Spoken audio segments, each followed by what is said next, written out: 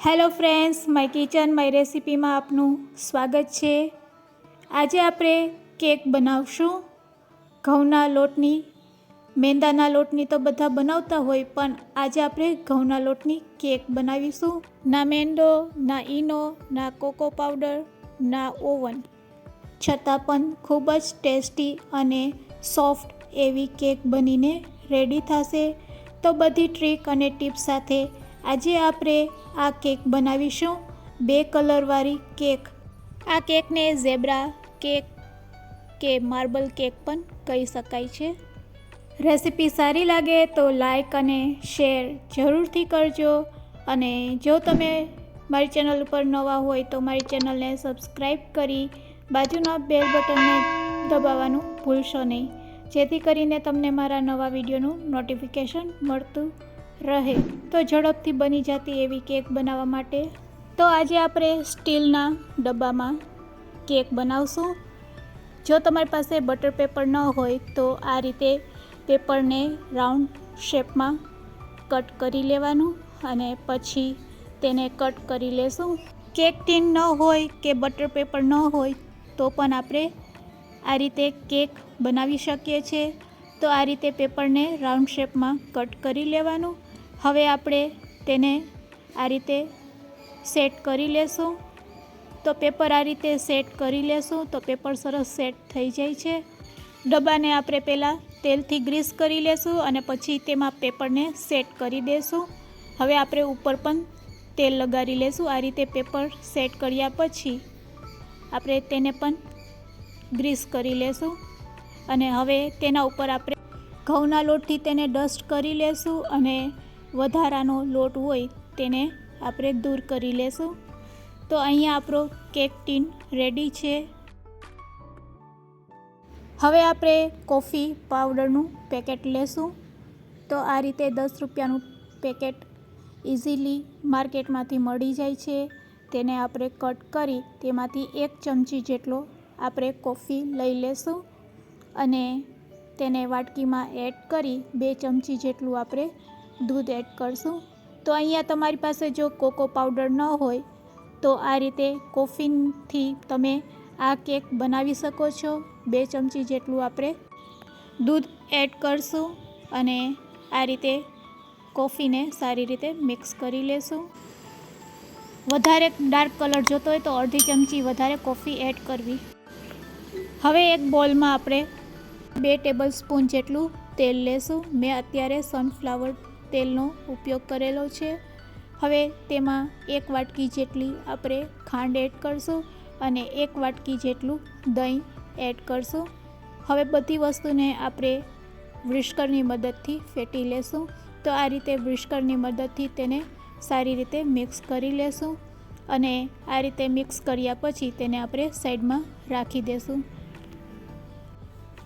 હવે એક બીજો બોલ લેશું અને તેના ઉપર આપણે મોટી ગળણી રાખશું અને 1 વાટકી જેટલો ઘઉંનો લોટ એડ કરશું। અહીંયા જો તમારે મેંદાનો ઉપયોગ કરવો હોય તો 1 વાટકી જેટલો મેંદો લઈ શકો છો।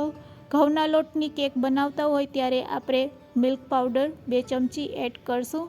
તો 2 ચમચી જેટલો મિલ્ક પાવડર એડ કર્યા પછી અડધી ચમચી જેટલો બેકિંગ પાવડર અને 1 પિંચ જેટલી આપણે બેકિંગ સોડા એડ કરશું અને હવે બધી વસ્તુને આ રીતે ચમચીથી હલાવતા જશું અને તેને સરસ ગળણીમાંથી ચારી લેશું। તો આ પ્રોસેસ કરવી ખૂબ જ જરૂરી છે જ્યારે આપણે કેક બનાવતા હોય છે ત્યારે। આ રીતે બધી વસ્તુ સરસ ગળણીમાંથી ચરાઈ જાય એટલે આપણે તેને આ રીતે ચમચીથી મિક્સ કરી લેશું। ચમચીથી મિક્સ કર્યા પછી આપણે જે મિશ્ર રેડી કરેલું હતું તેને લોટમાં આપણે એડ કરી દેશું। આ રીતે હલાવી અને પછી તેને લોટમાં મિક્સ કરી લેશું। તો અહીંયા મિશ્રને લોટમાં એડ કર્યા પછી આપણે ફરીથી તેને આ રીતે લોટ સાથે મિશ્રને મિક્સ કરી લેશું વ્હિસ્કરની મદદથી। તમારી પાસે વેનીલા એસન્સ હોય તો 2 ટીપા તે પણ એડ કરવા। હવે આપણે 2 ચમચી જેટલું દૂધ એડ કરશું। દૂધ એડ કરી તેને મિક્સ કરી લેશું। અત્યારે આપણું બેટર ઠીક છે હવે આ થીક બેટરમાંથી આપણે 2 ભાગ કરવાના છે, તો બીજા બોલમાં આપણે અડધું બેટર લઈ લેશું. તો રેડી કરેલા બેટરને આપણે 2 ભાગમાં ડિવાઈડ કરી લેશું અને એક ભાગમાં આપણે જે કોફીનો પાવડર રેડી કરેલું છે તે મિશ્ર તેમાં એડ કરી દેશું. તેને ચમચીથી મિક્સ કરી લેશું. તમારે જો વધારે ડાર્ક કલર જોતો હોય તો અડધી ચમચી તેમાં કોફી પાવડર એડ કરી શકો છો. તો અહીંયા કેકનું એક બેટર રેડી છે. હવે આપણે બીજું બેટર બનાવી લઈએ. તેની થિકનેસ તમે જોઈ શકો છો. બસ આ થિકનેસ જ આપણે રાખવાની છે.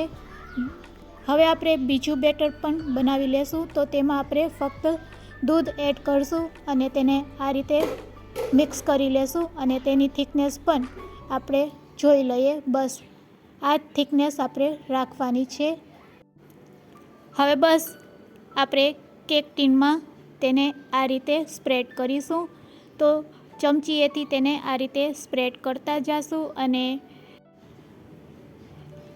આ રીતે બંને કલરમાંથી એક ચમચી આપણે આ રીતે સ્પ્રેડ કરતા જઈશું. તો હવે આપણે આ રીતે હલાવીને કોફીવાળા બેટરમાંથી એક ચમચી લેશું અને તેને આ રીતે સ્પ્રેડ કરી દેશું. તો આ રીતે આપણે સ્પ્રેડ કરી પછી આ રીતે થોડુંક ટેપ કરવાનું. હવે ફરીથી આપણે વ્હાઇટ કલરનું બેટર લેશું અને ફરીથી એક ચમચી જેટલું બેટર તેના ઉપર એડ કરી અને આ રીતે તેને પણ સ્પ્રેડ કરી દેશું. તો આ રીતે આપણે કેકનું લેયર બનાવીને રેડી કરીશું.